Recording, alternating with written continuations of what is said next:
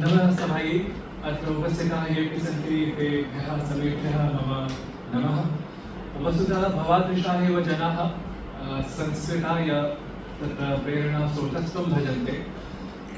अस्मादृशाः संस्कृतमुखाः तत्र भवन्ति, परन्तु वस्तुतः भवादृशाः एव संस्कृतानुरागिणः संस्कृतप्रेमिणः ये सन्ति ते एव संस्कृतस्य बलं स्वस्मिन् तत्र उपार्जयन्ति, तत्र स्थापयन्ति। संस्कृतार्थम् अहम् अत्र आहूतः। वस्तुतः अत्र संस्कृतं कारणं योजकत्वं दुर्लभम् इति उच्यते प्रायशः, परन्तु योजकः नाम कः भवेत् यः संस्कृतेन सम्बद्धः स्यात्। तर्हि भवन्तः नाम प्रसादवर्याः सन्ति अत्र नीरज महोदयाः सन्ति अत्र समीपे येषाम् अहं नाम न जानामि तेषां समेषां प्रति मम तत्र कार्यज्ञमस्ति आदौ। ततः परम् अहं यः विषयः अस्ति यत् प्रासङ्गिकता का संस्कृतस्य, नाम संस्कृतस्य प्रासङ्गिकता केवलं विषयद्वयेन आश्रिता इति न, यत् समाजाय अथवा तत्र छात्रेभ्यः इत्येव न। प्रायशः यदा समाजाय प्रासङ्गिकता का इति यदि वदामः तदानीम् एव सर्वे वर्गाः सर्वे विषयाः प्रासङ्गिकता निरूपणक्रमे एव यदि कस्यचन उपबिन्दोः कस्यचन उपविषयस्य ग्रहणं न अपि क्रियते तदानीमपि प्रासङ्गिकता इत्युक्ते एव सर्वे विषयाः समाहिताः भवन्ति एव। तर्हि प्रासङ्गिकतायाः निरूपणक्रमे सर्वादौ अहं विज्ञापयन् अस्मि। भवन्तः जानन्ति एव, तत्र बहवः ये अत्र उपस्थिताः तेपि मन्ये अधिकाः जानेयुः एव यत् दूरदर्शने डीडी न्यूज़ दूरदर्शनम् इति तत्र मुख्यवाहिनी, तदनन्तरं डीडी न्यूज़ इति दूरदर्शन समाचार इति वक्तव्यमासीत्, परन्तु डीडी न्यूज़ इति उच्यते यतोहि आधुनिकाः ये सन्ति ते आङ्ग्लप्रियाः न संस्कृतप्रियाः न हिन्दीप्रियाः वा, इंग्लिश् इति संस्कृतम् अधिका तत्र व्यवहारपथे अस्ति, एतदर्थं डीडी न्यूज़ इति अस्ति। तथापि प्रशासनेन बहु पूर्वतः नाम 94,1990-तः साधारणी भाषा स्यात् तर्हि 1994 इत्यतः 1994 इत्यतः अगस्त माह जी आज बहुत कठिन नहीं है। जैसे हम 1994 कह रहे हैं, दो शैलियां हैं। हम कहते हैं कि वामतः गति संख्या नाम, मतलब संख्याओं की गति जो है बाएं से होती है, और मैं जेएनयू से हूँ तो मुझे अच्छा लगता है कि बाएं से गति होनी चाहिए क्योंकि लेफ्ट हो तो पहले उनको प्राथमिकता दी जानी चाहिए। और ऐसे भी कहते हैं वामास्त्रिया जो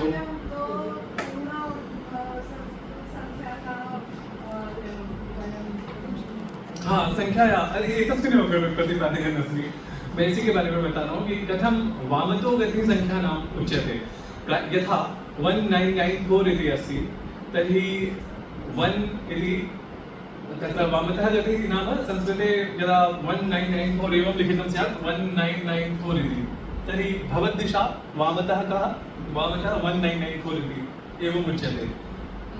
यत् परन्तु 4991 इत्येवं संस्कृताश्रिता तत्र विशिष्टा गतिः अस्ति, परन्तु भविष्यादिपुराणेषु एवं यथा हिंदी भाषायाम् उच्यते 1994 अथवा आङ्ग्ले अपि 1994 एवं वस्तुतः 1900 अस्ति तथापि 1994 इत्येवम् उच्यते।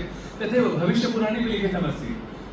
एवं अहं यथा उक्तवान् 94 पूर्वं वामतः तत्र 149 इति 94, तदनन्तरं ततः अधिकं कियत् अधिकं कितना अधिक है तो 1900 अधिक है, तो हमने कहा 94 फिर हुआ 19 तो 19, फिर क्या है वो 100 है तो 19 शत, फिर तम मतलब 1900वां वो जो है 1994वां वर्षम, और वर्ष को हम अब्दम भी कहते हैं। तो अब्दम और अब्द जो है ये हमारा शब्द नहीं है। कई बार हमारे ऊपर बहुत आरोप लगता है कि संस्कृतार्थं संस्कृतभाषा तादृशी भाषा यत्र लोन् वर्ड्स् इति न भवन्ति, नाम तथा अधिकशब्दाः तथा न सन्ति इति, परन्तु संस्कृतम् अपि सामासिकत्वं प्रदर्शयति। यथा अब्दशब्दः अस्ति, अब्दपुस्तकशब्दः यथा अस्ति, अस्माकं साक्षात् संस्कृतशब्दः नास्ति, लोन् वर्ड्स् इति अस्ति। अरबतः अथवा कस्याचित् भाषायाः गृहीतः शब्दः अस्ति। अब्दं वर्षम् अस्माकं सर्वथा अस्माकं अब्दं शब्दः तथाविधः एव। यथा इदानीं मण्डपशब्दः उच्यते, मण्डपशब्दः सर्वथा संस्कृतस्य नास्ति, तमिळुनाडुभाषा तत्र तमिळुभाषातः स्वीकृतः एषः शब्दः। चिबुक शब्दः अस्ति, चिबुक इति सर्वथैव श्रुत्वैव प्रतिभाति यत् संस्कृतस्य न स्यात्। यथा महोदयेन उक्तमासीत् नीरज महोदयेन यत् नैषधचरितं मया नाम क्वचित् अधीतं, तदानीं ज्ञातवान् यत् महाकाव्यस्य स्वरूपमपि एवं भवति वा। महाकाव्य का स्वरूप भी ऐसा होता है, इतनी अच्छी शैली में यहाँ तुकबंदी करना मुश्किल है, वो हम कभी नहीं बन पाते। यहाँ ऐसे ऐसे शब्दों को रखते हैं और वो भी विन्यास इतना सुंदर होता है, छंदों में रखना, छंदों में भी उसी शब्द की बार बार पुनरावृत्ति करना, एक अक्षर से बना देना। हालांकि कुछ लोग खराब कहते हैं कि ये क्या है, मतलब ये पांडित्य नहीं है, एक तरीके का रोग है कि आपको एक ही अक्षर से बनाना है, क्या क्यों बनाना है। साधारण लोग समझें, सभी लोग समझें, ये होना चाहिए ना। लेकिन खैर वो दोन्ही द्विधा प्रवृत्तिः भवति, कश्चन मेधावी अस्ति तर्हि अन्ये कथयन्ति बहुमेधावी तत्र मनुते आत्मानं, बहुमेधाविनम् आत्मानं मनुते। परन्तु यः मेधावी अस्ति सः तु मेधावी एव। मेधा यथा उच्यते संस्कृते सूक्तिः अपि अस्ति, तत्र यः परिश्रमं करोति, यः श्रमं करोति, तस्य श्रमम् अन्यः यः परिश्रमशीलः जनः अस्ति स एव जानाति। यः सर्वदैव अलसः सः कथं जानीयात्, सः श्रमं करोति वा न वा करोति, तस्य प्रशंसां न करोति। जो श्रम करता है वही जानता है कि दूसरा श्रम करने वाला है, दूसरा मेधावी है, तो हमें भी श्रम करना है, हमें भी मेधा संपन्न होना है, क्योंकि उस जैसा मैं नहीं हूँ। जो नहीं करते, जो मेधावी नहीं होते, उन्हें लगता है बेकार की चीजें हैं ना, ठीक है, ये सब बुद्धि का विनाश है। जैसे अभी कुछ दिनों पहले एतेषु एव तत्र नाम इदानीं यद् आक्रमणं जातम्, आतङ्क्याक्रमणं, वामतः मया गतिः तस्मिन् विषये इदानीं सन्दिशन् अस्मि। प्रायशः जनाः वदन्ति यत् स्टेटस् मध्ये भवतः तत्र वाट्सप् इत्यत्र भवान् साक्षात् न योजितवान्, भवान् देशभक्तः न इति प्रतिभाति। यतः यः अपि देशभक्तः, यः देशभक्तः तस्य स्टेटस् इत्यत्र नाम अंकितं स्यात् आतङ्क्याक्रमणं तत्र निन्दायां यदि न कृतवान् एवं तर्हि भवान् तत्र देशभक्तः नास्ति एवं। तथापि द्विधा गतिः भवति नु जनानां, द्विधा गतिः भवति मानसिकी। अस्तु सर्वे कृतवन्तः, अहं यदि कुर्यां न कुर्यां तेन किमपि स्थितिः परिवर्तिता न स्यात्। स्थितेः परिवर्तनं प्रशासनपक्षतः भवेत्। अस्माकं मनः तत्र संलग्नम् अस्ति, अस्माकं हृदयं तत्र विरोधे अस्ति, परन्तु प्रदर्शनमात्रम् अस्माकं हृदि नास्ति एतदर्थं। परन्तु जनाः कश्चन एवं वदति यत् न प्रदर्शनमपि आवश्यकं, तर्हि असौ अपि सम्यक् रीतिम् अनुसरति। परन्तु द्विधा गतिः भवति, एतदर्थम् एवम् उक्तवान्। यत् धनिकः कश्चन अस्ति, यदि धनं न प्रदर्शयति, किमर्थं धनिकः? अतएव यदि धनिकः नास्ति, निर्धनः अस्ति, तथापि धनं प्रदर्शयति, धनस्य वैभवं प्रदर्शयति, असौ निर्धनः वा? न कथमपि। परन्तु द्विधा गतिः भवति, प्रदर्शनमपि अपेक्षितं, न प्रदर्शनमपि अपेक्षितं। तो मैं इस विषय में कह रहा था कि वामतो गति जो है वो संख्या की है, तो वो सरल है एक तरीके से। 1994 बोलना हो तो हम संस्कृत में बोल सकते हैं 1994तमम् अब्दम्, ये सरल है। मैंने वो अब जो पारंपरिक है, जो ज्यादा स्वीकृत है, तदपेक्षया यदा हम उक्तवान् तदानीं 94,19,1 अब्दम्, तो वो दिमाग को थोड़ा मतलब करना पड़ता है कि भाई जैसे हम 80 का साउंड सुनते हैं ना जब, तो कभी लगता है यहाँ से सुनाई दे रहा है, कभी लगता है इधर से सुनाई दे रहा है, तो वो 80 है। आपके मस्तिष्क को वो झंझट करने के लिए ये सब शैलियाँ अपनाई गई। और ऐसे ही विज्ञान नहीं कहता विज्ञानम एवमेव न मनुते एवमेव न स्वीकरोति यत् संस्कृतं मस्तिष्कस्य विकासाय। संस्कृतोच्चारणं वस्तुतः, संस्कृतस्य पठनं तु तत्र आत्मानं शुद्धिं कर्तुं प्रभवति, परन्तु उच्चारणं यदस्ति, उच्चारणस्य या रीतिः अस्ति, तद्वारा वस्तुतः तत्र मानसिकी गतिः साक्षात् परम्परया वर्धते एव। तथापि तत्र उच्चारणस्य यथा इतः भवति काकुस्थानम् एवमस्ति, कण्ठस्थानं वा अस्ति, तथा हृत्स्थानं वा, तालुस्थानं वा, मूर्धस्थानं वा, तर्हि समेषां वैज्ञानिकत्वमस्ति। वैज्ञानिकतायाः निरूपणं पश्चात् ये कुर्वन्ति तेषां कृते करतलध्वनिः अस्माभिः तत्र श्राव्यते। बहु सम्यक् एतत् साधितं, करतलध्वनिः साधितम्। अनुशनस्य नाम न भोजनं कर्तव्यम् इत्येतदर्थं नोबेल् पुरस्कार आप्यते यदा यथा एकादशी महात्म्यं भवति मासे 30 दिनानि भवन्ति 30 दिवसेषु यदि दिनद्वयं भोजनं न क्रियते अनशनं भवति तदानीं शरीरस्य प्रतिरोधक्षमता वर्धते तदर्थं यदा नोबेल् पुरस्कार आप्यते तदानीं तस्यैव विषयस्य यस्य परम्परा अस्ति परम्परायाः तर्जना भवति अरे परम्परा तत्र स्वास्थ्यमपि समीचीनं नास्ति एकादशीं करोति एकादशी तद् किमपि न स्यात् निरन्तरम् एतत् सर्वं गृहे अर्धाङ्गिनी उच्यते अथवा कश्चन एवं वदति सर्वदैव भोजनं करोतु एवं नास्ति यद् एकादश्याः किमपि भवति मानसिकी केवलं तत्र समृद्धिः अस्ति एकादशी में कहते हैं एकादशी तो ऐसी किंवदंतियां मिलती हैं। लेकिन जब अनशन करने के महत्व को लेकर जब जापान के किसी वैज्ञानिक को नोबेल पुरस्कार मिलता है तो हम वाहवाही करते हैं। तो जो प्रासंगिकता की जो बात है प्रासंगिकता हम केवल स्वर वैभव उच्चारण वैभव या भगवत गीता का वचन करना चाहिए हमें तनाव से निकालता है अवसादात् तत्र निश्कासयति अतएव श्रीमद्भगवद्गीता कारणम् एवमेव साधारणतः उच्यते। समेपि विषयाः वस्तुतः आलोचनीयाः इत्युक्ते हिंदी भाषायाम् आलोचनीयाः इति निंदनीयाः इति न।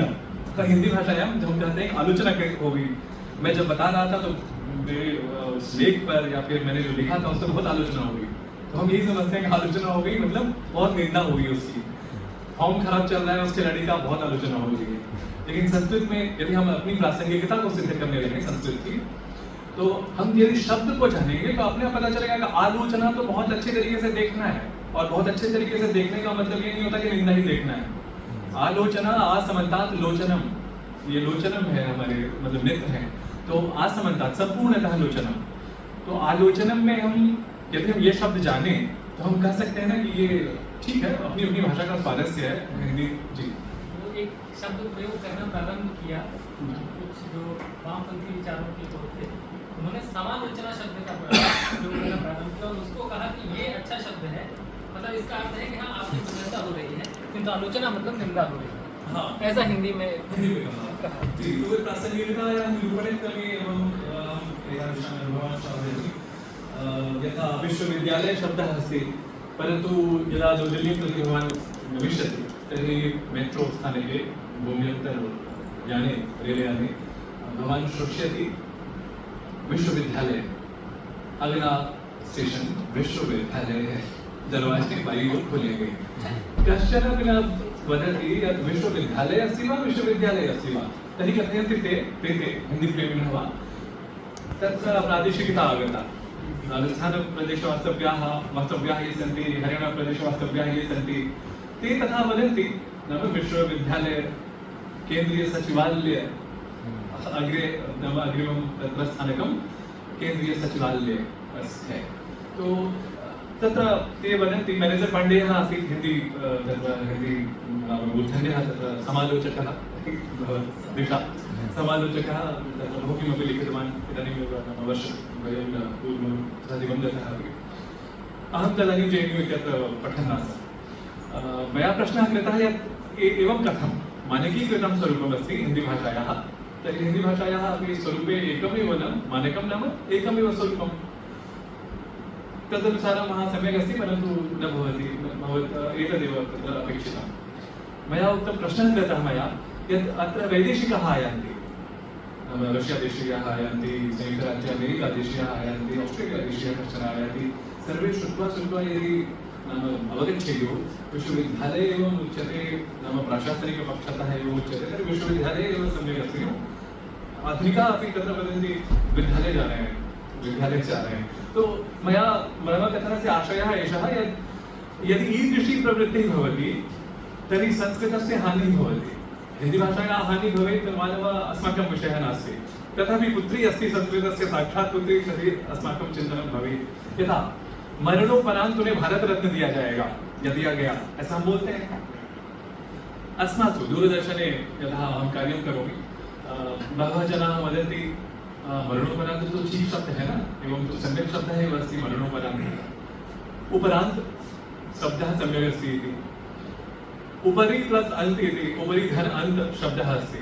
उपर्यन्त इति भवितव्यम्, उपर्यन्त इति शब्देन एव भवितव्यं। परन्तु हिन्दीभाषायाम् उच्यते तत्र व्याकरणं भवति, परन्तु प्रादेशिकता आयाति, अन्यभाषातः किमपि गृह्णन्ति ते भाषास्वरूपं परिवर्तते।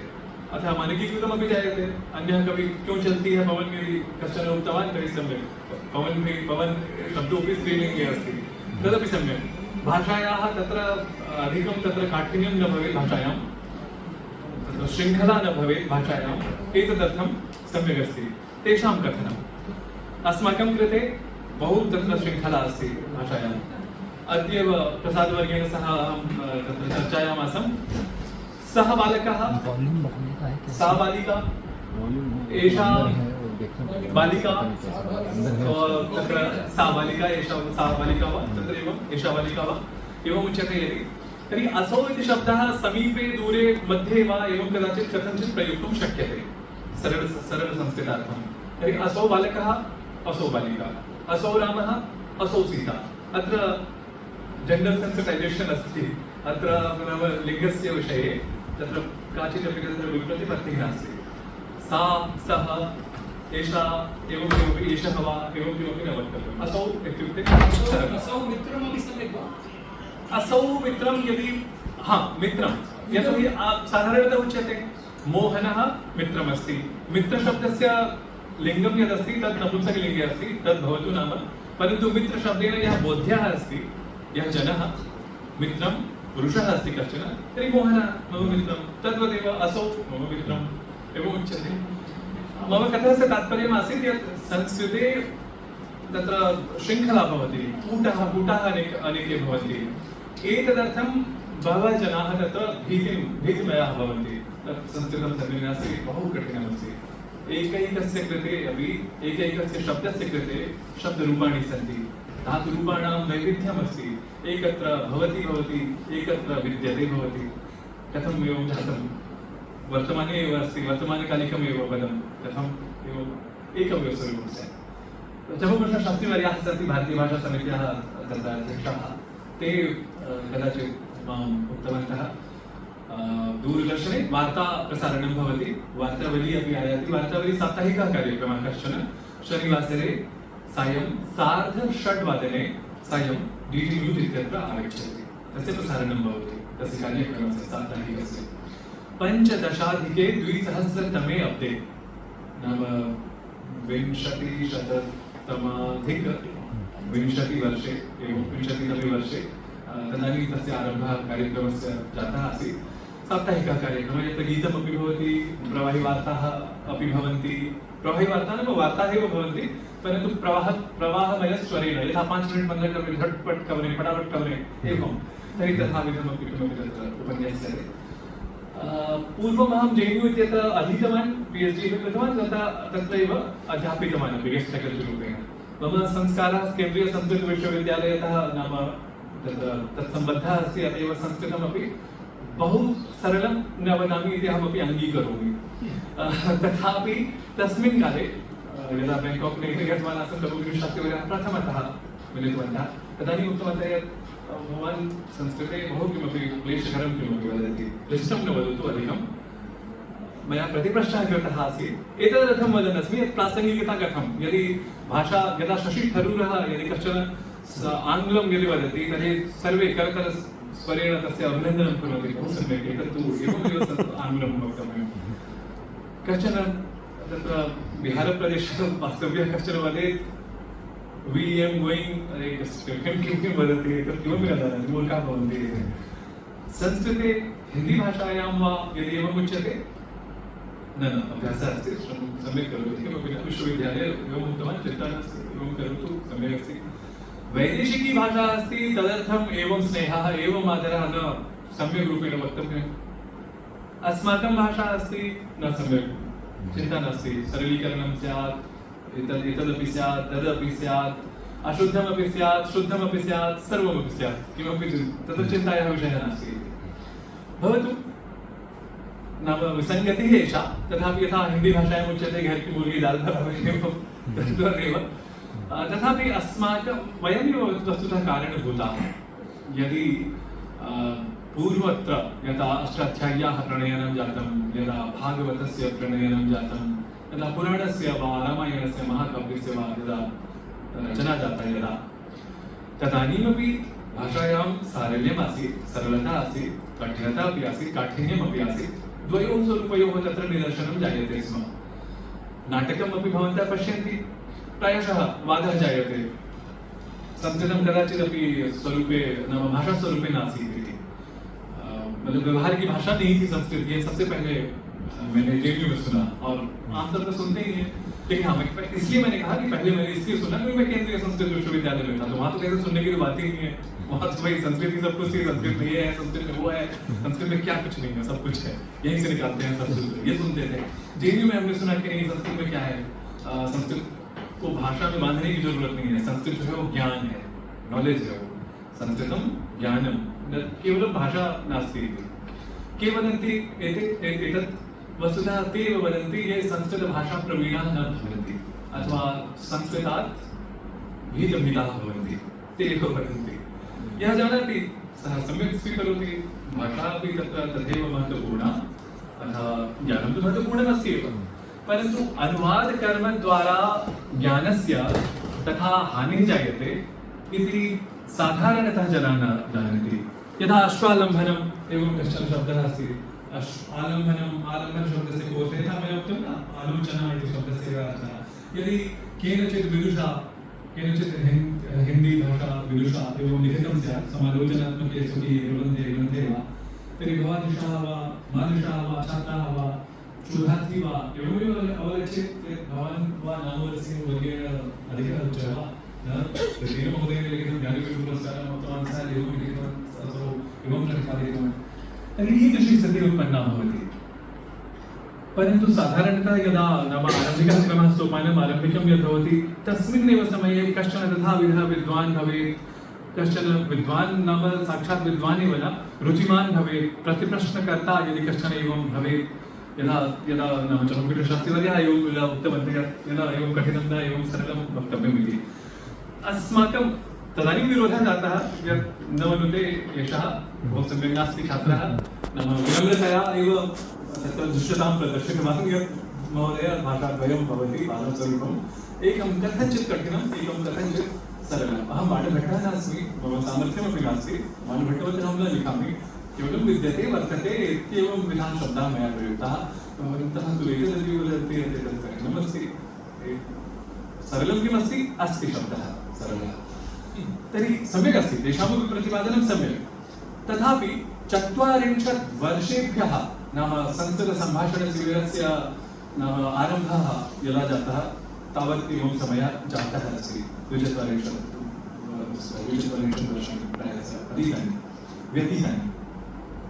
प्रथमेव सोपाने वयं भवेम वा, यदि कश्चन वदेत् यत् शनैः 10 सोपानानि सन्ति, 10 सीढ़ियां हैं, और हम 40 और 42 सालों से यदि हम मम नाम नारायण दत्तः भवतः नाम किं, मम नाम नारायण दत्तः भवतः नाम किम् एवं यदि कुर्मः, न अहं हासार्थं न वदामि, वस्तुतः प्रथमसोपानार्थम् एतत् तु बहु सम्यक्।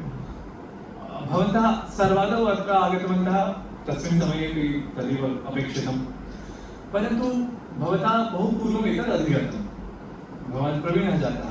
10 वर्षाणाम् अनन्तरमपि पुनरपि यदि भवान् क्वचिदपि गच्छति नाम तदानीम् एतदेव पुनरपि आरभ्यते, तदानीं तस्य अभियानस्य नैरर्थक्यं भवितुमर्हति। कश्चन आक्षेपेत् अरे भवान् तत्र एतत् तु अधिगतवान् एव, शास्त्रपरिचर्चा इत्यस्य आरम्भः अपि कृतवान् भवान्, परन्तु इदानीं पुनरपि तस्यामेव स्थित्यां कथं? तर्हि मम कथनस्य तात्पर्यम् एतत् यत् एवमेव अपेक्षितं भवति यत् यदि कश्चन सरलं यदि आरब्धवान्, सारल्येन यदि कश्चन तत्र व्यवहारम् आरब्धवान्, तदानीं शनैः यदि प्रथमायां कक्षायाम् अध्ययनं जातं तर्हि द्वितीयायाम् आगच्छेत्, तृतीयायाम् आगच्छेत्, दशम्यां वा आगच्छेत्, तर्हि सरलम् एव, तदर्थं सरलं नाम तदर्थं कठिनं, यत् दशम्याम् आगतवान् तदर्थं तत् सरलम्। अपेक्षिकी बुद्धिः यथा मया पूर्वमेव उक्तमासीत् द्विधा गतिः भवति। एकदा भवान् पश्यति तर्हि एतत् सम्यक् 6 and 9 यथा भवति तद्वदेव एषा स्थितिः संस्कृतस्य। कश्चन वदति न 6 अस्ति एतदेव सरलम्, एवं तत्र कठिनं 9 इति प्रतिभाति। अपेक्षा बुद्धिः अस्ति, भवान् इतः पश्यति 6 षड् अस्ति, तत्र तथा पश्यति 9 अस्ति, तर्हि भवान् अत्र आगच्छतु अहं तत्र गच्छामि तर्हि सम्यक् स्यात्। भवतः अपि कथनं सत्यं मम अपि कथनं सत्यं, कथनं सत्यम् अर्थात् सरलम् अपि सम्यक्, यत् तथा भूतं कठिनम् उच्यते तदपि नाम कठिनं स्यात् तथापि अन्येभ्यः सरलं तत्। तदेव संस्कृतं ज्योतिषमपि खलु यः वदति सम्यक् अस्ति, अन्यः वदति कश्चन बिहारप्रदेशवासव्यः अहं यदा वदेयं सम्यक् अस्ति। तर्हि प्रासङ्गिकतायाः निरूपणक्रमे अहं वदन्नस्मि यत् प्रासङ्गिकता भाषणात् भवति। प्रायशः ये जनाः वदन्ति यत् ज्ञानम् एव केवलम् अस्ति, ते भीतभीताः भवन्ति भाषायाः प्रायोगिकपक्षात्। अत एव ते एवं वदन्ति यत् भाषा नास्ति, तत्र भाषामात्रं नास्ति, वस्तुतः ज्ञानमात्रमस्ति इति। उभयोः सङ्गतिः तत्र अपेक्षते। यथा विक्रमोर्वशीये नाटके प्रसिद्धे कालिदासस्य तत्र लिखितमस्ति श्रीसरस्वत्योः सङ्गतं तत्र दुर्लभं भवति। श्री नाम लक्ष्मीः अतः सरस्वती द्वयोः सङ्गतिः नाम सर्वथा दुर्लभा भवति। यदि कस्यचन पार्श्वे यदि लक्ष्मीः अस्ति तर्हि सरस्वती तथा न स्यात्। एवं नास्ति यत् सः नाम मूर्खः एव सर्वथा स्यात्, एवमपि नास्ति, परन्तु तस्य कृपा तस्याः कृपा न स्यात् सरस्वत्याः तथा विधकृपा। यदि अस्ति तर्हि विलक्षणः अस्ति असौ कश्चन दुर्लभः। तर्हि कालिदासः एवमेव निरूपितवान् यत् श्रीसरस्वत्योः सङ्गतं तत्र दुर्लभं भवति इति। तत्र भाषायाः ज्ञानस्य अपि प्रसङ्गे संस्कृतस्य यदि द्वयोः सामञ्जस्यं स्यात् तदानीं वस्तुतः श्री अथवा सरस्वती द्वयोः सङ्गतिः स्यात्। एतदेव साम्प्रतम् अपेक्षितं भवति। यतः केवलं ज्ञानमात्रप्रदर्शनेन अथवा भाषाटूपप्रदर्शनेन अहं किमपि वदेयं घटति 10 वाक्यानि नाम कठिनानि पदानि भवान् न अवगच्छति तदपि न तत्र सम्यक्। अतः बहु सरलं वदामि, भवान् सब जानामि, अहं तु सर्वं जानामि, अहं जानामि एव किम् असौ तत्र वक्तिरूपेण अत्र सज्ञानं प्रदर्शयति, अहमपि जानामि एतत् स्वरूपं तु। तर्हि उभयोः संयोजनम् अपेक्षितं भवति। मध्यम मार्गः इति उच्यते।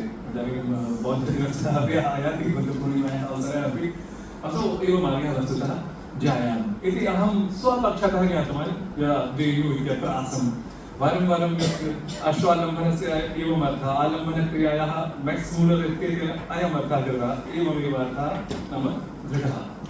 दयानन्दे विहितं तत्तु केवलं संरक्षणार्थं, संस्कृतेः संरक्षणार्थम् एवं सायणाचार्येण किमपि एवं लिखितं। तर्हि वस्तुतः सामञ्जस्यं किमस्ति अत्र समयानुकूला तत्र टिप्पणी अस्ति वस्तुतः। मद्दिशा एवं प्रतिभाति, मद्दिशा षडस्ति, भवद्दिशा 9 अस्ति। स्याद्वादः यदा भवति तथैव स्थितिः अस्ति। तर्हि प्रासङ्गिकता नाम यदा भवान् यदा भाषते तदानीमेव संस्कृतस्य प्रासङ्गिकता भवितुमर्हति। यदा न भाषते तर्हि संस्कृतस्य प्रासङ्गिकता केवलम् अनुवादमात्रेण एव कर्तुं प्रभवति, तर्हि तदापि तस्य साफल्यं तथाविधं न भवेत्। विवादास्पदत्वं सर्वत्र भवेत्। यथा तत्र आलम्बनक्रियायाः का अर्थः, कश्चन एवं वदति, कश्चन एवं वदति, कश्चन एवं वदति, भवान् अपि प्रलापं कुर्यात्, अन्यः अपि प्रलापं कुर्यात्। भवद्दृशा वस्तुतः असौ मूर्खः, तद्दृशा भवान् मूर्खः, एवं तत्र सर्वत्र कोलाहलवातावरणम्। एवं सत्यां मध्यममार्गस्य एव आलम्बनम् आवश्यकम्। वस्तुतः भाषायाः स्वरूपे यथा मया नाटकस्य अपि अंशः मया स्पृष्टः आसीत्। क्षम्यतां यतोहि मया बहवः विषयाः एकत्र उपन्यस्यन्ते एकदा, तदनन्तरं सर्वे विषयाः आहत्य मध्ये योज्यन्ते अपि, अत एव एकस्मिन् क्रमे निरूपयन् अस्मि यत् कश्चन यदि व्यवहरति संस्कृतं, वैदिकं संस्कृतम् अथवा लौकिकं वा संस्कृतं, टिप्पण्यादिविशिष्टं संस्कृतम् अथवा सरलतरं संस्कृतं, सर्वत्र वस्तुतः तत्र रुचिकरता अस्ति अन्येषां तत्र जनानां।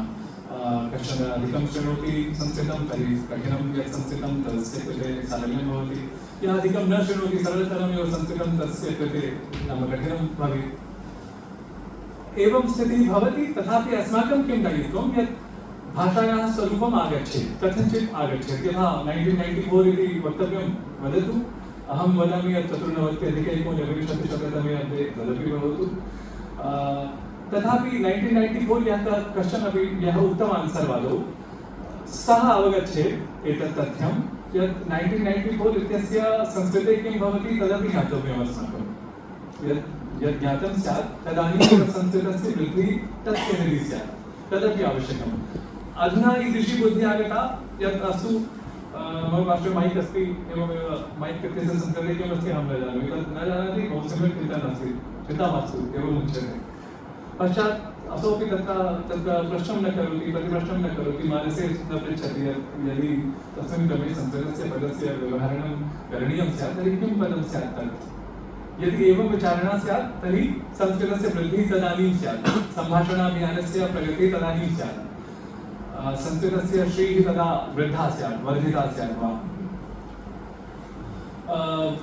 वस्तुतः दूरदर्शनादिषु अपि अहं दृष्टवान् यत् सरलं संस्कृतं प्रयोक्तव्यम् इति सर्वेषां तत्र अवधानास्पदं भवति, परन्तु केचन विषयाः तथाविधाः भवन्ति। यथा प्रविधिविषयः अस्ति कश्चन, प्रविधिविषयस्य भाषा काचित् भिन्ना भवति। यथा यत्र सर्वस्वादयः ग्रन्थाः सन्ति बहवः, तत्र प्रविधिशास्त्रमयत्वमस्ति। यथा होमोसेपियन्स् इति यदि कश्चन वैज्ञानिकः शब्दः अस्ति, वैज्ञानिकशब्दावली अस्ति, तर्हि मैन् इत्युक्ते होमोसेपियन्स् इति वयं वदामः, एवं यदि तर्हि एवं न उच्यते यत् कठिनं भवान् वदति, यतोहि प्रविधिकी भाषा, प्रविधिगता भाषा। तद्वदेव यत्र सर्वस्वादिषु ग्रन्थेषु भाषायाः एवं स्थितिः अस्ति, तर्हि तस्य अपि ज्ञानं स्यात्। तदनन्तरं साधारणं यत् स्वरूपमस्ति भाषायाः तदपि अस्माकं बुद्धौ भवेत्। एतदेव लक्ष्यं यदि स्वीकुर्मः तदानीं संस्कृतस्य वृद्धिः इतोपि अधिका स्यात्। दूरदर्शने एतदर्थमेव प्रविधिगतः कश्चन विषयः भवति, तदानीं कश्चन विशिष्टः नाम शब्दक्रमः अस्माभिः उपन्यस्यते। कदाचित् आङ्ग्लशब्दाः भवन्ति, कदाचित् मध्ये योज्यन्ते अपि।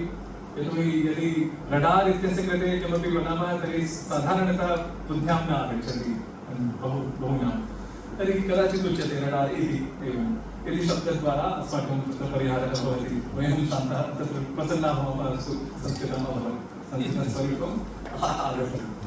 कश्चन अपि न कथयेत् यत् संस्कृतं न व्यवहरति, यतोहि राष्ट्रस्तरे भवान् वदति, राष्ट्रीयस्तरे वदति, तत्र मानकता स्यात्। एवं न स्यात् विश्वविद्यालयः अपि भवति, विश्वविद्यालयः अपि भवति, एकमेव संस्कृतस्य एकं महनीयत्वं यत् विश्वविद्यालयः एव भवेत्, तद्वदेव एकमेव शब्दम्, एकमेव पदं भवेत्। तर्हि वयं तथाविधम् उपक्रममपि साधयामः। तदर्थम् एकः अन्यः अपि उपक्रमः अस्ति, गीतानां, संस्कृतगीतानां। अत्र श्रुतिः अपि आगता, असौ तत्र अनुवादमपि करोति, बहु तत्र मेधावी, अतः असौ जानीयात् यत् संस्कृतस्य यदि अनुवादः भवति, संस्कृते अनुवादः भवति आङ्ग्लगीतानाम् अथवा हिन्दीभाषिकानां गीतानां, तदानीं संस्कृतस्य वृद्धिः अधिका भवति इति तत्र प्रतिभाति। यतोहि स्वरे तत्र मुखे आयाति बहवः शब्दाः, बहवः तत्र नाम पदक्रमः वस्तुतः साक्षात्। यथा कश्चन वदति यत् चलते चलते चलिते चलिते एवं यदि वदति तर्हि सरलं प्रतिभाति, तर्हि तदपि संस्कृतं चलते चलते ऐसा होकर तो चलिते चलिते एवं स्यात्, तर्हि साधारणं संस्कृतं साक्षात् आगतम्। गीतानां गीतेषु बहुत्र यथा मया उक्तं यत् क्यों चलती है पवन इति यथा प्रयुक्तं केनचित् कविना, हिन्दीकविना, तदानीं तस्य स्वीकरणम् अभवत्। तद्वदेव यथा मया उक्तं पूर्वं यत् रामायणादिषु, महाकाव्येषु, पुराणादिषु वा तत्र ग्रन्थेषु संस्कृतस्य द्विधारूपं प्राप्यते। एकत्र कठिनता अपि कथञ्चित् दृश्यते, एकदा सरलता अपि आप्यते। तर्हि तत्र सरलस्वरूपस्य अपि गीतानाम् अनुवादक्रमे प्रयोगः भवति, कदाचित् कठिनस्वरूपमपि भवति। व्याकरणगतं नाम सन्धिनियमादिकम् अपि तत्र प्रयुक्तं भवति, कदाचित् न प्रयुक्तं भवति, कदाचित् एतदेव स्वारस्यं यथा मया वारं वारं नाम तत्र उच्यते चमुकशास्त्रीमहोदयः, कामतमहोदयः, अन्ये संस्कृतभारती सम्बद्धाः जनाः अथवा ये बहवः तत्र सन्ति, प्राध्यापकाः आचार्याः वा ते एवं कथयन्ति। तेषां यत् कथ्यमस्ति, कथनं यदस्ति तत् एकपक्षेण तु बहु सम्यक् एव अस्ति, एकपक्षेण वा उभयपक्षेण वा बहु सम्यक् अस्ति, परन्तु यः विरोधस्वरे किमपि उक्तवान् तस्यापि पक्षः श्रोतव्यः। यदि एवं स्यात् तर्हि संस्कृतस्य भाषिकं स्वरूपं यदस्ति तत् सर्वसमक्षं झटिति अधिकगत्या आगच्छेत्। नाम केन्द्रीयसंस्कृतविश्वविद्यालयीयाः ये सन्ति ते नाम कथञ्चित् उच्चकोटिकं संस्कृतं, कथञ्चित् उच्चकोटिकम् इत्युक्ते न तत्र श्रीहर्षवत् वदन्ति एवमपि नास्ति, प्रयासं कुर्वन्ति एव। लेकिन क्या है कि कुछ लोग जब हम ऐसे कुछ आरोप लगाते हैं तो फिर एक दो धड़ा बन जाता है, दो वर्ग बन जाता है और उसका लाभ तीसरा एक वर्ग ले लेता है और फिर आर्टिकल लिख देता है कि संस्कृत में कुछ नहीं है, संस्कृत में ये गुरु जी लोग ये बोलते हैं। जैसे मुझे याद है 2014 में साइंस कांग्रेस मुंबई में ही हुआ था। द हिंदू में आर्टिकल आया था कि वो जो विमान है वो उस स्तर पर यदि नीचे ही यदि भारी रहेंगे, उनका वो चौड़ा रहेगा तो वो कैसे उड़ेगा, तो उस पर बहुत अच्छा आर्टिकल आया हुआ था। और हमारे सेंटर में, संस्कृत सेंटर में रामना अच्छा है, प्रोफेसर रामना अच्छा है और फिर अन्य भी कई लोग हैं, तो उन लोगों ने कहा कि ये सब उनका एक मत है, हमें इसके विरोध में जाना चाहिए। लेकिन किसी ने लिखा नहीं उसके प्रतिकार में, हिंदी में भी नहीं लिखा, लेकिन हम लोगों तक वो बात पहुंची। फ्रिट्जॉफ काफ्रा ने ऐसा कहा है, श्रोडिंगर ने ऐसा कहा है, बहवः वैज्ञानिकाः सन्ति, रॉबर्ट ओपेनहाइमर ने ऐसा कहा था संस्कृत की, मतलब वो हम जो कोट करते हैं उन्होंने ऐसा कहा था, इसलिए संस्कृत अच्छी। तो अब वो जो आया है हमारे ऊपर प्रश्न, उसका निराकरण भी तो चाहिए। केवल हम ऐसे सुक्ति गाएं कि संस्कृत में क्या नहीं है, संस्कृत में सब कुछ है, संस्कृत में सर्वमस्ति संस्कृत एकम नास्ति, अभी जो निकला वो जो हिग्स बोसोन वो भी हमारे संस्कृत में ही था, वो ठीक है सब था, लेकिन उसके पहले बताना था। वो आज का जो मत है, आज के लोग जो कहते हैं कि पहले बता देते हैं, तो वो कहते हैं कि नहीं हमारे यहाँ सैद्धांतिक प्रयोग अलग है, सैद्धांतिक चीजें अलग हैं, प्रायोगिक चीजें अलग हैं। हमारी उस समय की जो भाषा थी, पदावली थी, वो अलग थी। जैसे यंत्र सर्वस्वम का मैंने नाम लिया, आज वो किसी शब्द हमारे पल्ले नहीं पड़ती, संस्कृतज्ञ हैं, बहुत अच्छे संस्कृतज्ञ हैं, उस शब्द को नहीं समझ पाते, मतलब कोडिंग है ना वो तो उससे नहीं समझ पाते, तो वो एक तरीके से मतांतर चलता है, फिर वो वही चीजें रह जाती है। लेकिन जो लोग जानते हैं कि इस विषय का प्रतिकार ऐसे करना चाहिए, वो भी जब नहीं बोलते, या फिर जो जैसे मैं सरल और कठिन की बात कर रहा हूँ अभी, तो जो इस तत्व को जानता है, जो मध्यम मार्ग को जानता है, वो आकर यदि मंच पर ना बोले और एक एक धड़े पे हो जाए कि आप नहीं मैं यही मानता हूँ, मैं वही मानता हूँ, तो अंतिम में हानि होती है। ठीक इसी तरीके से यदि विमान के निर्माण के क्रम में उन्होंने किसी तथ्य को गलत रखा, गलती से, मतलब उन्हें जो संज्ञान में जो उन्होंने इंग्लिश ट्रांसलेशन के साथ पढ़ा और इसलिए वो आक्षेप किया कि ये गलत है, संस्कृत में ऐसी है ही नहीं बात, पुष्पों विमान का केवल आप नाम लेते हैं, अन्य विमानों का तो नाम ही नहीं लेते, और या फिर उसके प्रयोग के बारे में तो कुछ बात ही नहीं है, या फिर जो है यंत्र सर्वस्वम वो तो 19वीं शताब्दी की है, ये तो बात के प्रक्षिप्त है, इंटरपोलेशन है, ऐसा भी आरोप लगता है। लेकिन जो इस तत्व को समझते हैं वो जैसे होता है ना, चाय टेबल पर भी बात कर लेते हैं, वहीं से हिस्ट्री हो जाती है, 10 लोगों को बताते हैं और वो भी सब प्रमाण नहीं बताते, तो वो स्थिति गड़बड़ा जाती है। फिर हम जैसे लोग कुछ छोट सुक्तियाँ, या फिर संस्कृत में ये है सुक्ति, संस्कृत में वो है सुक्ति, वेद में ऐसा कहा गया है, उपनिषद में ऐसा कहा गया है। तो प्रासंगिकता में ये समस्याएं हमें अनुभूत होती हैं, बट जो है प्रासंगिकता के निरूपण में हमें इन चीजों को जरूर रखना चाहिए कि उसका तत्व निकाल सकें, हम उसके स्वारस्य को समझा सकें, जो प्रश्न आया उस प्रश्न का प्रतिकार कर दें कम से कम, और वो भी तथ्यात्मक रूप से। केवल फेसबुक पे कमेंट न करें, ये मैं लिख देता हूँ, इसमें कमेंट करना जरूरी है, मुझे 10 लाइक मिल जाएगा क्योंकि मैं संस्कृत का पुरोधा हूँ। तो ऐसी चीजों से भी हमें बचना चाहिए और उसका वास्तव में तोड़ खोजना चाहिए, तभी प्रासंगिकता अच्छी बनेगी। प्रासंगिकता का निरूपण हम जो करेंगे वो अधिक होगा।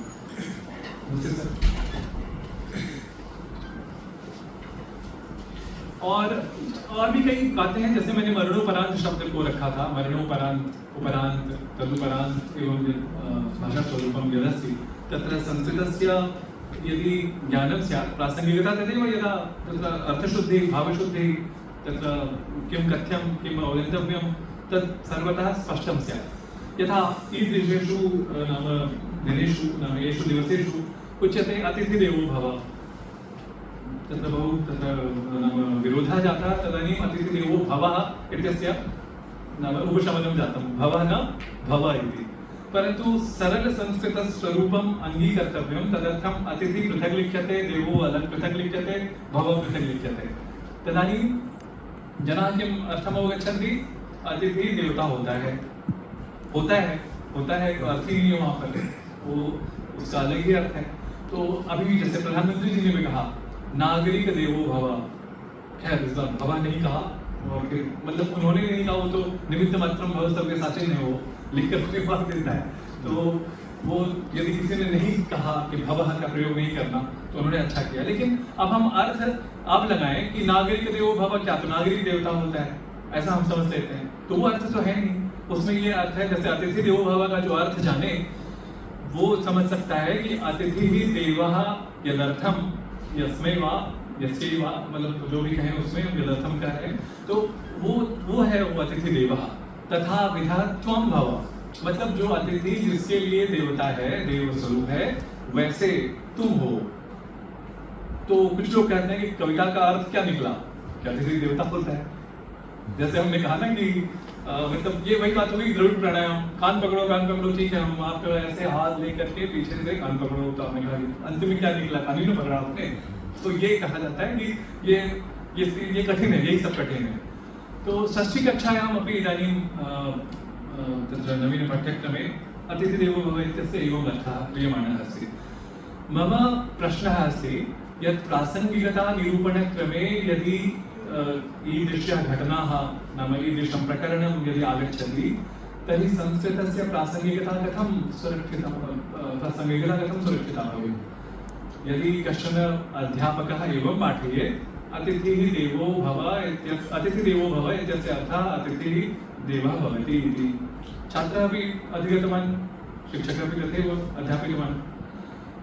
पश्चात् यदा शास्त्रीकक्षायां BA इत्यत्र वा आगच्छति तदानीम् अस्तु अत्र बहुव्रीहि समासः अस्ति, अतिथिः देवः यस्य सः अतिथिदेवः, तथा विधः त्वं भवान् तु न भवति, त्वं भव एवम् अर्थः अस्ति। अपि भवता तत्र क्वचित् एवं दृष्टं यत् द्वे धनं द्वे सार्ध त्रीणि, तदनन्तरम् अस्तु मेकानिकल इंजीनियरिंग इदानीं चत्वारि भवतु, तदानीं किमपि आसीत् एवं। ऐसा तो नहीं कहते ना कि अभी 2 और 2 कितने होते हैं, तो 3.5 होते हैं, अभी सीख लेगा बच्चा, अभी कोई दिक्कत नहीं है, वो 3.5 कर लेते हैं। 15वीं क्लास में जाएगा या मतलब ग्रेजुएशन में जब जाएगा तो हम बताएंगे 2 + 2 = 4, तब है। अभी तो हमारे साथ वही चल रहा है और हम इसलिए फिर संस्कृत की प्रासंगिकता को बता नहीं पाते। अभी कहा हमने भवः, तो कहा ठीक है, ये आपने सुधार दिया, भवः खत्म हो गया, भवः ये मूल शब्द हो, ये अर्थ है इसका। लेकिन अब अभी तो हम पीछे चल रहे हैं ना, इसलिए पीछे चल रहे हैं और इसीलिए हमें प्रासंगिकता जैसे शब्द पर भाषण देना पड़ता है। बहुत सारे लोग देते हैं, हम तो एक छोटे से मतलब निमित्त हैं।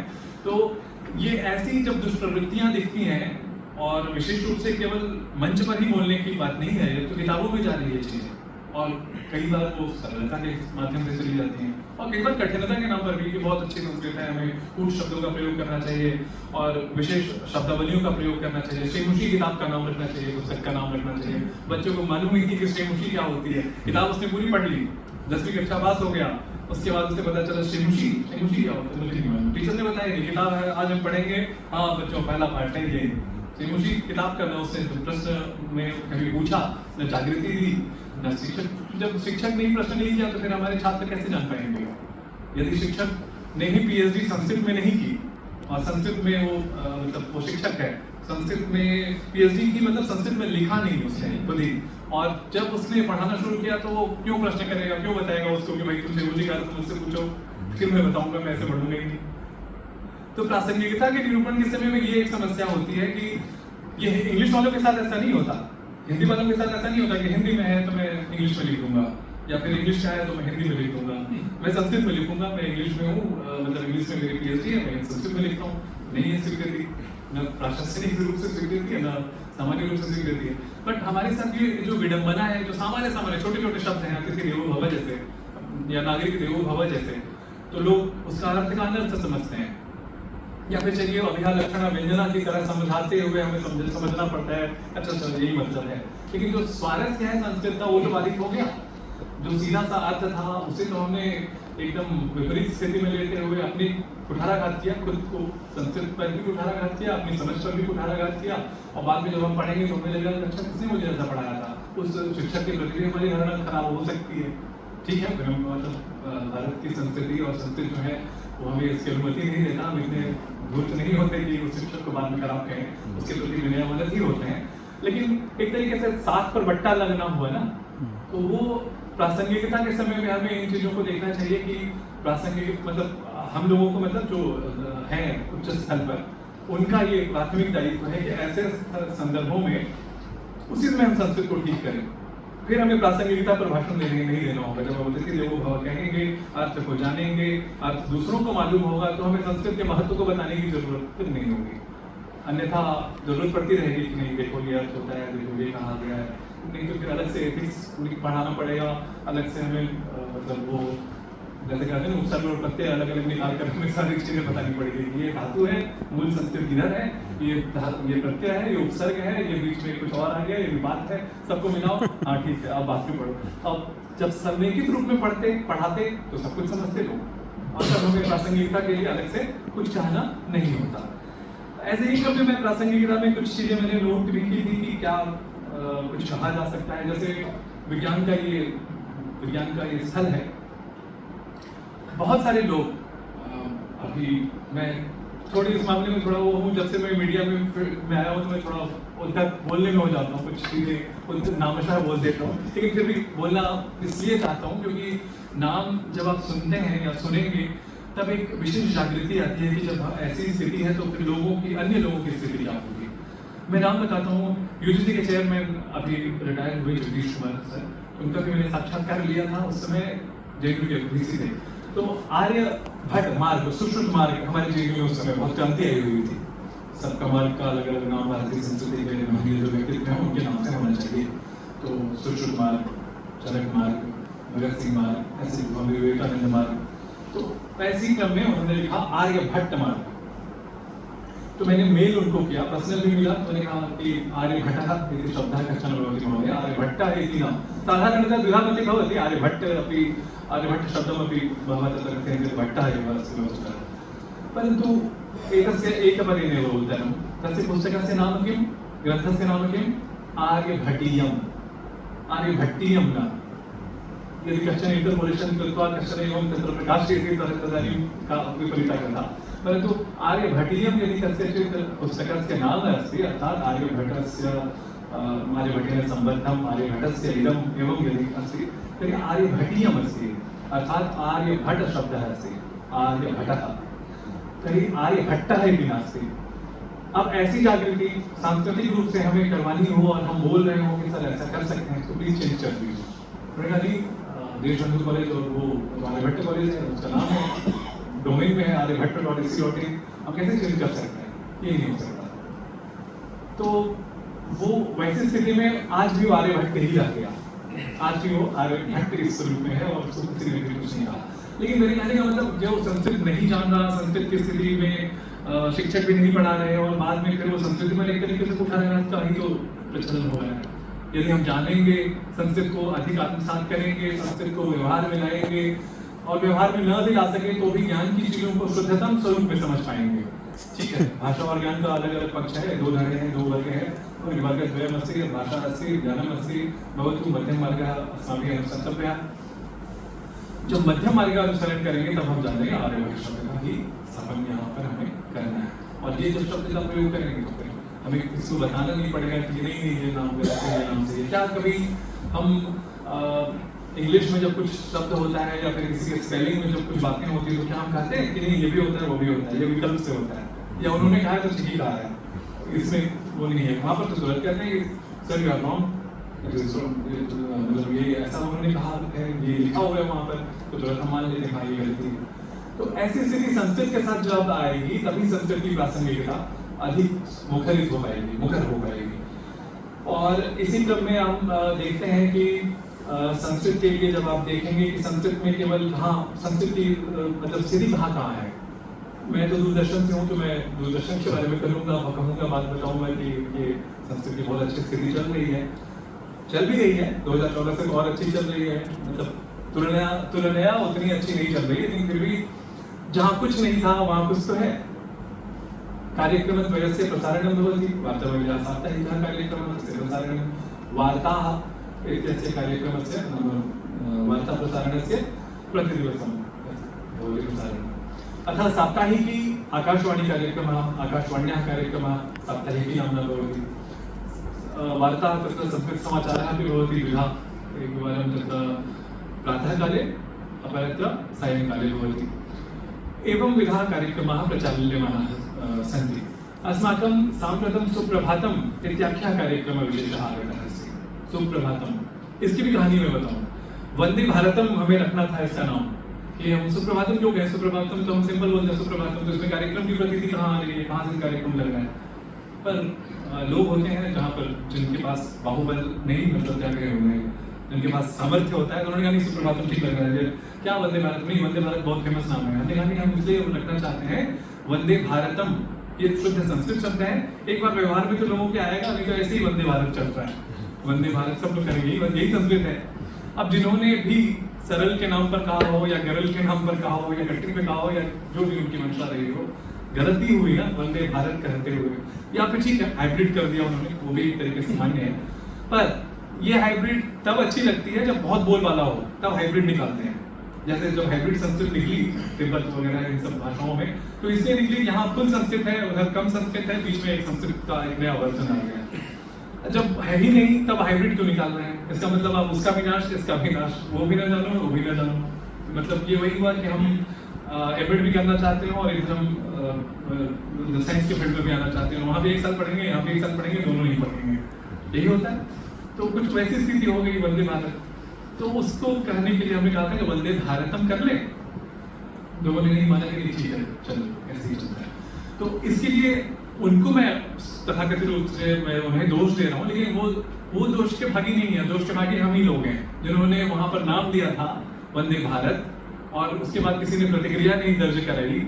जो प्रोफेसर्स हैं, जो संस्कृत के बहुत अच्छे विज्ञ हैं, उन्होंने लिखा होगा पत्र, ऐसा नहीं है कि सारे चुप बैठते हैं, फिर भी उसका कोई उत्तर नहीं मिला, उसका कोई प्रतिफल नहीं मिला। तो हम यही कहेंगे ना कि वो भी जिम्मेदार हैं, जो तटस्थ रहते हैं वो तो और ज्यादा जिम्मेदार होते हैं।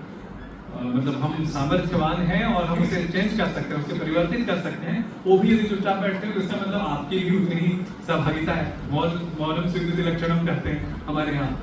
तो वैसी कुछ बातें हो जाती हैं और फिर हम बाद में फिर मतलब हम एक दीपापोती का प्रयास करते हैं, ये भी चलो वो भी चलो। खैर, तो सुप्रभातम एक कार्यक्रम है जिसमें हम भारतीय ज्ञान परंपरा से जुड़ी प्रस्तुतियों को रखते हैं, हिंदी में रखते हैं, संस्कृत की प्रासंगिकता को बताने के लिए करते हैं। कि अब उसमें भी कई बात होती है, लगता है कि ये तो विश्वपेशन ही तो है, आईकेएस डिवीजन बना। मैं थोड़ा मुखर हूँ तो मैं यहाँ संस्थाओं की सहायता बहुत ज्यादा लोकप्रिय मैं बोल सकता हूँ। आईकेएस डिवीजन बना, आईकेएस डिवीजन में क्या काम हो रहा है? साल भर में, 1.5 साल में, 2 साल में जाकर एक अच्छे से कॉन्फ्रेंस की होती है, उसका आयोजन होता है, कुछ पेपर्स अच्छे निकलते हैं, नोट अच्छे भी निकलते हैं, लेकिन अधिकतर प्रश्न वो होता है विश्वपेशन होता है। किसी ने 40 साल पहले जो लिखा था उसी को नए रूप में, ऐसे भी कहते हैं कि कुतो वा नूतनम वस्तु, हम कहते हैं संस्कृत वाले। फिर भी कुछ ऐसी चीजें जो अनछुई हैं, जैसे हम विमान शास्त्र पर लिख चुके, ठीक है विमान था, ये था, वो था। रसायन शास्त्र के बारे में जो चीजें छुई हुई हैं उन्हीं चीजों को छूते हैं, उन्हीं चीजों के बारे में बात करते हैं। कुछ नई चीजें वो नहीं छूते, क्योंकि हमें मालूम है वहाँ बहुत श्रम लगने वाला है, तो उसमें क्या मेहनत करें, क्यों मेहनत करें। तो उस डिवीजन के साथ या फिर अन्य इस तरह की कई संस्थाएं हैं जो हम मतलब तथाकथित रूप से खोलते तो उसी उद्देश्य के साथ है कि बहुत वृद्धि करेंगे, लेकिन अंततः वो सफलता प्राप्त नहीं होती। इसके लिए कारण सिर्फ और सिर्फ संस्कृत को प्रासंगिक न बनाने का जो मूल है वही है। और वो उसका भी मूल वो है कि हम 42 सालों से हम एक ही सीढ़ी पर चढ़ना चाहते हैं, एक ही सीढ़ी पर, सभी एक सीढ़ी पर ही चढ़े। समानता का सिद्धांत होना चाहिए, लेकिन हमारे पास 10 सीढ़ियां हैं, तो हम दूसरी, चौथी, पांचवी में चढ़ेंगे, तब अपने आप चौथी, पांचवी में चढ़ने वाला जो व्यक्ति है वो वहां पर बेहतर काम कर देगा। लेकिन वो बेहतर काम कैसे करेगा? वो स्केल पे नहीं होती वहाँ, वो तो प्रथम वाले पर ही होती है। प्रथम वाला तो अपना वो साथ बचाए, अस्तित्व बचाए, या फिर आपके ज्ञान विज्ञान के संसार को ढोए। तो ये बात होती है। तो प्रासंगिकता इस तरीके से वो पतंजलि स्पष्ट आती है। खैर, ये कुछ कटु बातें हैं, लेकिन वास्तविकता है। लोग ये समझते भी हैं खुद, लेकिन मतलब कई बार लोग मुखर होते हैं, कई बार नहीं होते। कई बार लगता है चलो क्या बोल रहे हैं। जैसे शिक्षा में अभी नैरेटिव सेट करने की बात होती रहती है। 10 सालों से 11 सालों से नैरेटिव सेट करना है, नैरेटिव सेट करना है, वामपंथ का विरोध करना है, संस्कृत के इन ग्रंथों का क्या वैशिष्ट्य है ये बताना है, ये बताना है, ये बताना है, यही बात होती है। इस नीति का प्रयोग करना है, ये नीति लानी है, ये नीति लानी है, ये नीति लाई जाएगी और इसका ये उद्देश्य है, ये इसकी विशेषता है। यही 3 सालों से चलता है। मतलब जरूरी है, ये भी जरूरी है, लेकिन उसके बाद की सीढ़ी नहीं चढ़ते। और फिर वो अंतिम में फिर उठा के 3 बात, फिर वो आगे उसकी इतिश्री मतलब जो होती है, इतिश्री क्या कहें उसे, मतलब खुद से तर्कों में इतिश्री हो जाती है। तो ऐसा हो जाता है। तो मेरे कहने का मतलब कि प्रासंगिकता हम बताएं, केवल प्रशंसात्मक प्रासंगिकता बताएं, ये भी नहीं है। कई बार हम विपरीत स्थितियों को देखें और वहां पर कुछ विसंगतियों को जानें, और विसंगतियों को जानने के बाद हम फिर कहें कि ये विसंगति जब दूर हो जाएगी तो प्रासंगिकता पता उभर कर आ जाएगी। तो उन्हीं में से ये कुछ विषय हैं। कई शब्दों की बात हमने की, कुछ संस्थाओं की बात की, और क्या कुछ नए उपाय हो सकते हैं वो सब भी बात हम कर रहे हैं। जैसे अभी कुछ रोचक अन्य बातें कर सकते हैं जो पॉजिटिव है। जैसे संस्कृत ग्राम की बात होती है। अभी पुष्कर सिंह धामी जी ने ही अभी एक कड़ी वार्ता में हमने भी चलाया। उन्होंने कहा योग ग्राम बनेगा, सॉरी यहाँ मैं संस्कृत का उच्चारण कर रहा हूँ, योग ग्राम बनेगा, हिंदी की तरह मैं कह रहा हूँ। योग ग्राम संस्कृतेन एव उच्यते, यतोहि तत्र संयुक्ताक्षरमस्ति अतएव हिन्द्यां योग ग्रामस्ति संस्कृत ग्रामस्ति एवं अन्यथा संस्कृत ग्रामाः सन्ति अनेके, दशाधिकाः संस्कृत ग्रामाः सन्ति भारते, परंतु नाम ये संस्कृतानुरागिणः सन्ति तेपि न जानन्ति। मत्तूर ग्रामः अस्ति, कथं ज्ञातवन्तः सर्वे? विज्ञापनमाध्यमेन। मार्गः अवरुद्धः एवमुच्यते, तर्हि अस्तु मत्तूर ग्रामः अस्ति, परन्तु अन्यः ग्रामः अस्ति वा? कश्चन अपि न जानाति, नामपि न श्रुतवान्। यदि श्रुतवान् अपि तर्हि श्रुत्वा विस्मरति, प्रयोजनं नास्ति। अस्मादृशाः कदाचित् उच्चारयन्ति नामानि उच्चारयन्ति, एतत् एतत् एतत् एतत् नाम अस्ति नाम ग्रामाणां। पुष्कर सिंह धामी वर्यः उक्तवान् यत् उत्तराखण्डे योगग्रामाः भविष्यन्ति, नाम योगार्थं योगविद्यायाः प्रसारार्थं ग्रामाः भविष्यन्ति, अतः संस्कृतप्रसारार्थमपि ग्रामाः भविष्यन्ति आधिकारिकरूपेण, नाम प्राशासनिकरूपेण। द्वयोः यदा संगतिः भवेत्, योगग्रामः एव संस्कृतग्रामः, संस्कृतग्रामः एव योगग्रामः, तदानीं संस्कृतस्य प्रासंगिकता झटिति तत्र बहिः आगच्छेत्। साम्प्रतं किं भवति? योगाचार्यः कश्चन संस्कृतं न जानाति, परन्तु बहु प्रसिद्धः योगाचार्यः, ज्ञानं तत्र अर्जितवान्, अतएव परन्तु तस्य ज्ञानम् इतोपि नाम मुखरितं भवेत्, मुखरितम् अभविष्यत् यदि संस्कृतं असौ तत्र प्रयोगपथे आनिष्यत्। परन्तु प्रयोगपथे तस्य नास्ति। आसनानां नामानि कानि न जानाति। नाम योगवासिष्ठम् इति ग्रन्थः कश्चन पठितवान् अपि, तर्हि आङ्ग्ल अनुवादमाध्यमेन, हिन्दी अनुवादमाध्यमेन, तो जो उसका स्वारस्य होता है वो नहीं जान पाता। और उसके बाद जो 10 लोगों को जो प्रेरित कर सकता था वो प्रेरित नहीं फिर हो पाते। उन्हें भी लगता है कि फिर संस्कृत क्यों पढ़ना है, फिर संस्कृत को प्रासंगिक संस्कृत प्रासंगिक संस्कृत प्रासंगिक क्यों कहना है? हमने तो पढ़ लिया ना उनकी किताब, तो वो बड़े आचार्य हैं, वो योगाचार्य हैं, और संस्कृत में 2-4 लाइन बोलते हैं, ठीक है। बाकी संस्कृत की किताबों को यदि हम उठाएं और रखें और बोले आप बोलिए इस पर कुछ बताइए, वो नहीं कर पाते। तो इसमें जो उन्हें योगाचार्य के रूप में स्वीकारता है संभवतः वो भी एक तरीके से दोषी है। केवल विरोध के लिए नहीं, यदि तात्विक दृष्टि से देखें तो दोषी है ना। यदि कोई राजा आपका बहुत अच्छे तरीके से शासन नहीं करता और हम उसको बहुत अच्छा राजा है, बहुत अच्छा राजा है, अंधों में काला राजा है, इसलिए अच्छा राजा है, ये भी राजा है, नहीं ठीक है, अच्छा है, तो ये हम कहते हैं। यदि कहें तो ठीक है, आप क्योंकि अंधों में भी यदि काना मिला तो राजा मिला तो भी चलो बहुत बढ़िया है, अच्छी बात है, वो भी हमारे लिए प्रशंसनीय है। लेकिन हमारे पास यदि 2 आंखों वाला वो भी सुदर्शन अच्छा है, यदि सुनेत्रों वाला यदि है, तो वो यदि बन जाए तो कितना अच्छा होता। तो कुछ ऐसे ही संस्कृत के साथ भी ऐसी स्थिति होती है। यदि योगाचार्य ऐसा हो जो संस्कृत भी बहुत अच्छे तरीके से जानता हो और योग के प्रायोगिक पक्ष से, योग के उन पक्षों से जो विज्ञान, जो आज के लोग जानते हैं कि पावर योगा क्या होता है, उसको भी बताना जाने हो, और उसकी भी विसंगतियों को बता दें कि पावर योगा इतनी तेजी से भी योग करना नहीं चाहिए, और योगा तो खैर योगा है ही नहीं, योग है वो, योगा है वो, लेकिन योगा हो जाता है वो, खैर वो अलग बात है।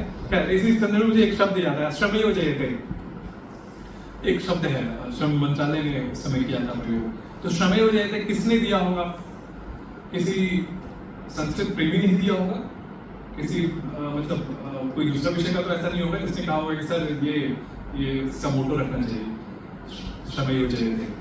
तो वहां पर भी गलती हुई। श्रम क्यों? क्योंकि उन्होंने कहा सत्यमेव जयते, उन्हें राइमिंग पसंद आई, श्रमेव जयते ठीक लगता है। एवं को क्या करें अब, श्रमेव होना चाहिए था, तुम्हें अच्छा सुनने में नहीं लग रहा, तो श्रमेव जयते कर दिया किसी ने। तो अब संस्कृत की प्रासंगिकता बताने वाले हम जैसे लोग फिर बताते हैं यदि कि नहीं, वो गलत स्वरूप है, श्रमः एव जयति होना चाहिए, या फिर जयते मान लीजिए वैदिक प्रयोग जैसा, तो श्रम एव जयते होना चाहिए था। लेकिन अब व्यवहार में आ गया वो, ठीक है, आर्ष प्रयोग मान लेते हैं जिन्होंने ऐसा प्रयोग दिलवाया था, जैसे वंदे भारत मान लेते हैं, ठीक है। तो लेकिन कहने का मतलब कि ऐसी विसंगतियां हो जाती हैं, फिर हम प्रासंगिकता को हम निरूपित करने निकलते हैं तो हमें ही बंधा सा लगता है कि ये संस्कृत को अब हम किस रूप में रखें, हाइब्रिड वाले रूप में रखें कि ठीक है जो है सो है, ठीक है। जैसे अपने घर में होता है ना कि फेल हो गया तो कोई बात नहीं है, अपना ही बेटा है, ठीक है, कोई बात नहीं, रख लो, ठीक है, उसको 2 बार मारेंगे, पीछे में समझाएंगे, जो भी है, साम दाम दंड भेद करके उसको पास करवा देंगे। तो यदि ये स्थिति है तब तो कोई बात नहीं, लेकिन हमारे पास, हमें मालूम है कि उसमें ये कमी है, सुबह नहीं उठ रहा, या फिर इस समय दोस्तों की संगति बिगड़ गई है, उसको ठीक करना है, वो अच्छा है ना उपाय। जहाँ गलती हो रही है उसको ठीक कर दे, फिर अपने आप वो स्वयं अपने प्रकाशमान हो जाएगा, दूसरों को भी प्रकाशित करेगा। तो ऐसी कुछ चीजें यदि होती रहे तो संस्कृत की प्रासंगिकता सहज रूप से हो सकेगी, अधिक हो सकेगी। भारत के से बाहर अब निकलते हैं कि संस्कृत की प्रासंगिकता को बताएं, क्योंकि हम तो पाश्चात्य को, पाश्चात्य लोगों को ही देखते हैं ना, पाश्चात्य दृष्टि होती है हमारी, पौरस्त्य दृष्टि नहीं होती। और पौरस्त्य में इसलिए बोल रहा हूँ कि कई लोग पौर्वात्य भी बोलते हैं, क्योंकि हिंदी में ऐसा कहते हैं। तो वो पौरस्त्य दृष्टि और पाश्चात्य दृष्टि 2 तरह। जैसे मैं शब्दों पर ही अधिक बात कर रहा हूँ, मैं व्याकरण से मूलतः हूँ, इसलिए कुछ शब्द ऐसे शब्दों को जोड़ देता हूँ। तो वो और जो है पौरस्त्य दृष्टि हमारी नहीं होती, पूर्व की ओर हम नहीं देखते हैं, हालांकि हमारी नीति है लोकिस्ट और एक्टिस्ट, लेकिन देखते नहीं है, हम पश्चिम ही देखते हैं। तो यदि पश्चिम को ही देखें या चलिए पूर्व को ही देखें, तो वहां पर भी संस्कृत की अलग जो है वो अलग स्वरूप में है। आजकल लोग, आप जान रहे हैं, इंटरनेट का जमाना है, तब जान रहे हैं। जैसे देखिए, गरुड़ का प्रयोग, रुपयक पैसा जो है, रुपया जो है, उसमें गणेश जी का प्रयोग आपको मिलेगा इंडोनेशिया, थाईलैंड वगैरह देशों में। वहां पर गरुड़ जो एयरलाइंस है, नाम ही है गरुड़ एयरलाइंस, और भारत में हम नहीं रख सकते, क्योंकि फिर हम सांप्रदायिक हो जाएंगे।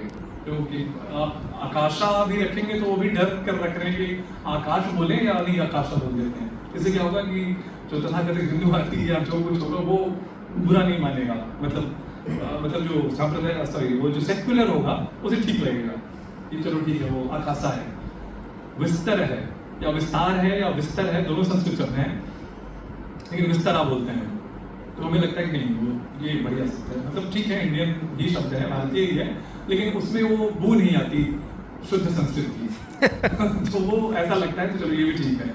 लेकिन जो गरुड़ शब्द को रखते हैं और गरुड़ की उसका प्रतीकात्मक स्वरूप दिखाते हैं, वो देश है जहाँ पर एयरलाइंस का ये नाम है। हम भारत में एयर इंडिया कह देते हैं। अभी चलिए आकाश और विस्तार जैसा या विस्तार जैसे शब्द अब किसी तरीके से आए, चलिए अंग्रेजी में ही आए, प्रोनाउंसिएशन में अलग है, लेकिन अब शुरुआत है, आरंभ हो चुका इसका है। लेकिन मैं कह रहा हूँ कि वहाँ गरुड़ एयरलाइंस है, और रुपयों में, नोट्स में जो है, तत्र महात्मा गांधी अथवा अन्यस्य कस्यचित् जनस्य प्रसिद्धस्य चित्रं तु अस्ति एव, परन्तु गणेशस्य तत्र चित्रम् अस्ति। एतेन किं तत्र सिद्ध्यति यत् संस्कृतं तत्रापि। हाँ, एक और भी मैं बात बताऊं कि हमारे यहाँ बहुत आरोप लगता है कि संस्कृत ने या भारतीयों ने कहीं आक्रमण नहीं किया, बट वो लोग कहते हैं कि पूर्वलुकिस्ट में जो आप देखते हैं, लुकिस्ट करते करते वहां पर भी एक तरीके से आधिपत्य जमाया सांस्कृतिक ही से।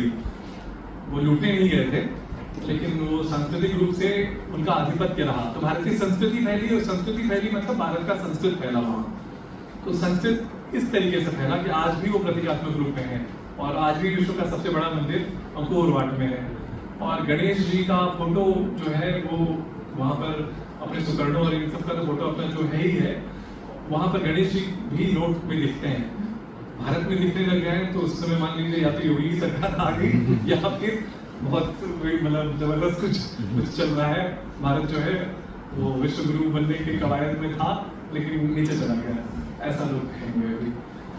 तो ये ऐसे यदि प्रकल्प होने लग जाए ना, तो अपने आप जैसे श्रम एव जयते हो जाए, और ये वर्णोपरांत शब्द की जगह पर हम कहें मरणात् परम, मरण के बाद, ऐसे शब्दावलियों का प्रयोग हम ठीक करने लग जाए, वंदे भारत को वंदे भारतम करवा दें बिना किसी विरोध के, सामान्य रूप से समझा दें। और छोड़िए गणेश जी का मतलब उसमें प्रतीकात्मक रूप में रखना और विरोध का, मतलब साधारण से जब ये बातें जब होने लग जाए, जो विदेशों में भी होती हैं ये सब चीजें।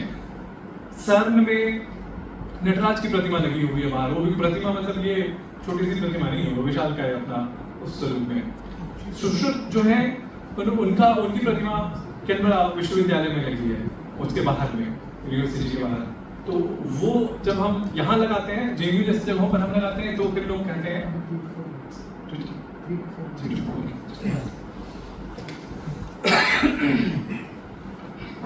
तो मैं ये कह रहा था कि उन देशों पर जब संस्कृत और संस्कृति की जब अलग मतलब जगाने का जो प्रयास जब लोग करते हैं, तो बहुत वाहवाही होती है। और हम जो तथाकथित रूप से सेक्युलर बनते हैं, या फिर सेक्युलर मतलब एक खुद सा अर्थ नहीं है, खराब शब्द नहीं है, लेकिन फिर भी जब हम उस अर्थ में हम जब जाते हैं तो हमें लगता है, हम ही तारीफ करते हैं, लेकिन जब भारत में होने लगता है तो हम उसकी निंदा करते हैं।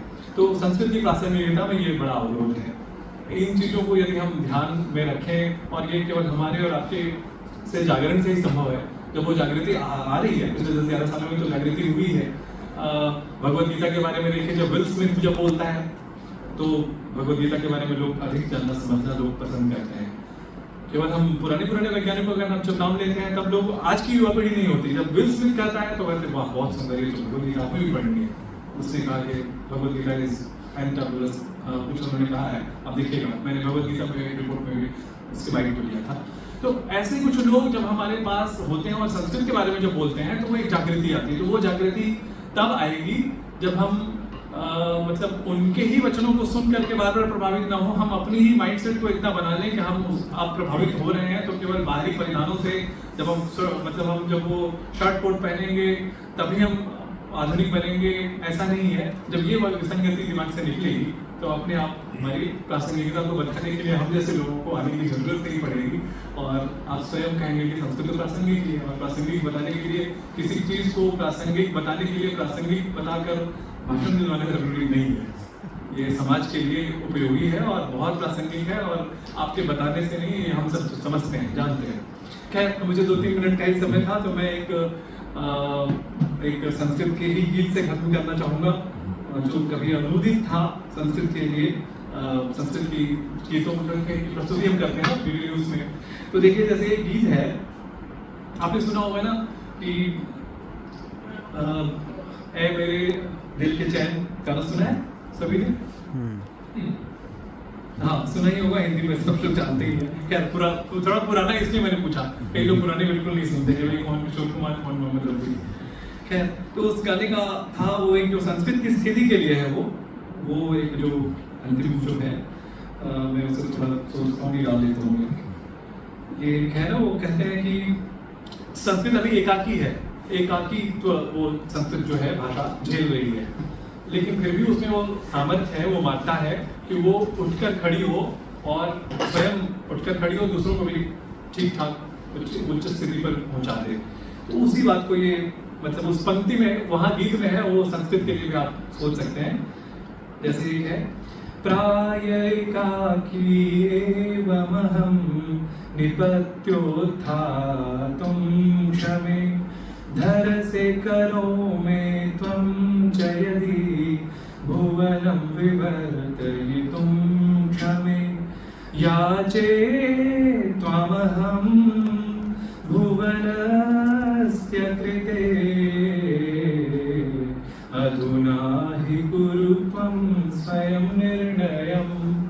ये हिंदी में था उसका कि मैं अकेला रहकर भी दुनिया को पलट सकता हूँ। संस्कृत के लिए भी आज की वही स्थिति है कि मैं एकाकी हूँ, फिर भी गिर कर उठ सकती हूँ। भाषा के तौर पर आप कहिए निपत्य अहम उत्थातुम क्षमे, मैं समर्थ हूँ। और धरसे करो में यदि आप हमारे मतलब मेरे दोनों हाथों को पकड़े, यदि तुम पकड़ो यदि, तो मैं पूरे पृथ्वी को, पूरे भुवन को बदल सकती हूँ। भाषा के नाम पर कहें तो याचे त्वाम हम, मैं तुमसे याचना करती हूँ या करता हूँ इस भुवन के लिए, इस धरती के लिए, इस सृष्टि के लिए, इस जगत के लिए। अब तुम निर्णय करो कि तुम ऐसा करना चाहते हो या नहीं। यही लाइन यदि हम उस कविता में हम पढ़ें, वहाँ पर प्रेमी और प्रेमिका की बात हो रही है, यहाँ संस्कृत की ओर आप सोच सकते हैं कि संस्कृत हमसे ये गुहार कर रही है, प्रार्थना कर रही है कि ऐसी स्थिति आए कि आप निर्णय करिए और आप जानिए। ये सब तो कुछ छोटे छोटे आयाम थे, आयामाः आसन्ते उदाहरणमात्रम् अहं केवलं प्रदर्शितवान् प्रासङ्गिकतायाः निरूपणक्रमे। वस्तुतः वयं यदि तथा विज्ञाः भविष्यामः तर्हि नूनं संस्कृतस्य प्रासङ्गिकता अक्षुण्णा अत्र सिद्ध्यति। अस्तु, धन्यवादः। अत्र